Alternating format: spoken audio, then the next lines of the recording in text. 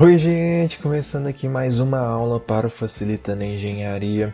Hoje vamos falar sobre a Lei da Anistia, como regularizar imóveis com essa lei. Meu nome é Rodolfo Marques, sou engenheiro civil, especialista em estruturas e gestão de projeto. Mas antes de iniciar essa aula, eu quero convidar vocês para conhecerem o nosso curso Regularização de Imóveis do Facilitando a Engenharia. Com ele, vocês terão à disposição um conteúdo aprofundado sobre regularização de imóveis com mais de 90 aulas e 8 módulos, que são módulo de desmembramento, remembramento, retificação de área de terreno, retificação de área construída, uso capião, instituição de condomínio, noções básicas de loteamento e aprovação de projetos na prefeitura.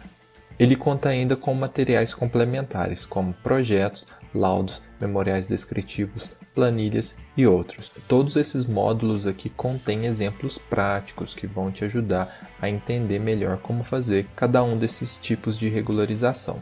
Acesse nosso site facilitandoengenharia.com.br ou clique no link que está aqui na descrição desse vídeo e garanta sua vaga para a próxima turma e tenha mais informações sobre esse curso. Vamos começar falando o que é a Lei da Anistia. As prefeituras municipais sancionam a Lei da Anistia dos imóveis irregulares em um determinado período de tempo e fornecem facilidades para a regularização desses imóveis, incluindo descontos em impostos. Essa lei busca viabilizar a regularização de edificações concluídas que nunca tiveram aprovação por parte do órgão municipal e também as obras finalizadas que tiveram alguma aprovação, algum licenciamento do município, porém foram construídas de forma incompatível com o projeto previamente aprovado e que estão, vamos dizer assim, travadas por essa incompatibilidade. Ou também, outro caso comum é por reformas que são realizadas após a aprovação do projeto sem que tenha feito aprovação dessa reforma. Uma observação aqui, cada município sancionará a lei da anistia de acordo com suas necessidades. Por isso, não serão idênticas todas as leis de todas as prefeituras no Brasil. Então, podem ter diferenças. Deverá sempre ser estudado quando for sancionada aí na sua cidade para ter as diretrizes exatas. Para a regularização do imóvel, o proprietário do imóvel irregular deverá contratar um profissional habilitado com o registro no Conselho Regional, que é o CREA, o CAL, por exemplo. E esses profissionais deverão ter também seus registros na prefeitura, onde será realizado esse processo. Irregularidades mais comuns. Mas antes de falar dessas irregularidades, se você está gostando desse vídeo, deixa um like, se inscreve no nosso canal, vai nos ajudar muito, tá bom? Vamos lá, eu vou falar das mais comuns aqui. Aumento da área construída. Acontece muito em situações de ampliação e reforma, onde o proprietário aumenta um cômodo da casa, faz uma área de lazer no fundo do lote ou até mesmo constrói uma outra residência no local e faz tudo isso sem um projeto aprovado de ampliação. Recuo obrigatório. Toda construção deverá respeitar os recuos obrigatórios de acordo com o Código de Obras do município. Deverá existir o recuo frontal, o recuo posterior, que é o recuo do fundo, e os recuos laterais. Elementos que invadem a área pública, como, por exemplo, pilares, beirais, paredes, varandas, portões. Acaba que é bem comum você encontrar, você está andando na rua e encontra portões que invadem a calçada, Principalmente aqueles basculantes, vão abrir e ocupam a calçada. E muitas vezes não tem nenhuma sinalização. E também outros casos comuns são varandas e beirais que extrapolam a distância máxima permitida. Então eles acabam invadindo essa área pública, o que atrapalha, Por exemplo, essa questão de varandas e beirais pode atrapalhar a fiação dos postes. E esse caso aí dos portões invadindo a calçada pode acontecer acidentes com os pedestres. Condições mínimas de habitabilidade. Para ser habitado ou ocupado, é necessário que o imóvel apresente condições mínimas de habitabilidade, como paredes acabadas, cobertura executada e acabamentos internos, além da conclusão de instalações elétricas e hidrossanitárias em áreas molhadas, como por exemplo as cozinhas, banheiros e as áreas de serviço. Benefícios da regularização. Com o imóvel totalmente regular, o proprietário evita multas por obras não regulares, conseguirá também autorização para vender e terá a valorização do imóvel, pois ninguém deseja comprar um imóvel irregular, né? Terá o registro em cartório junto com a sua certidão negativa de débitos, o CND, e a autorização do Instituto Nacional de Seguro Social, que é o INSS, que é necessário para imóveis que foram alterados. Com isso, o proprietário será de fato o dono do imóvel, pois quem tem o registro que é o dono, né? Outro benefício é a possibilidade de financiamentos por bancos. Já para os imóveis comerciais, além de todas essas vantagens já citadas, com o imóvel regular será possível ter a licença de funcionamento de um comércio local, conseguindo os alvarás necessários, como o alvará de funcionamento e o alvará do Corpo de Bombeiros.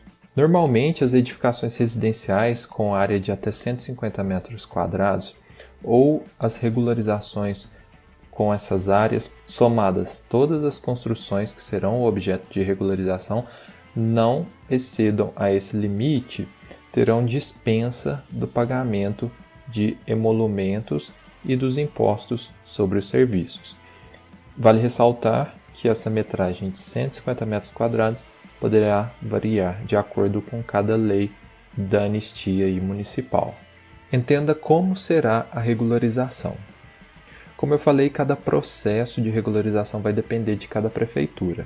Como exemplo, eu vou mostrar como foi feito em São Paulo. Foram divididas em 3 modalidades de regularização. Regularização automática, que é voltada para residências unifamiliares de baixo e médio padrão. Isto é, casas simples ou conjuntos de casas com valor venal igual ou inferior a R$ 160 mil e que contavam com isenção total no cadastro do Imposto Predial e Territorial Urbano, que é o IPTU. São os casos também de aposentados e pensionistas com rendimento mensal inferior a 3 salários mínimos, que não possuam outro imóvel. Porém, não poderão ser regularizados automaticamente imóveis em que áreas tombadas ou envoltórias em áreas de proteção de mananciais ambientais ou preservação permanente. Regularização declaratória. Esta modalidade pode ser aplicada em edificações com área total construída de até 1.500 metros quadrados. Vão entrar nessa categoria as residências não contempladas na modalidade automática, os imóveis residenciais verticais e horizontais com até 10 metros de altura e 20 apartamentos, os prédios viabilizados pelo poder público destinados à habitação de interesse social, que são as famílias com renda mensal entre nenhum e 6 salários mínimos, e a habitação de mercado popular, que são as famílias com uma renda de 6 a 10 salários mínimos.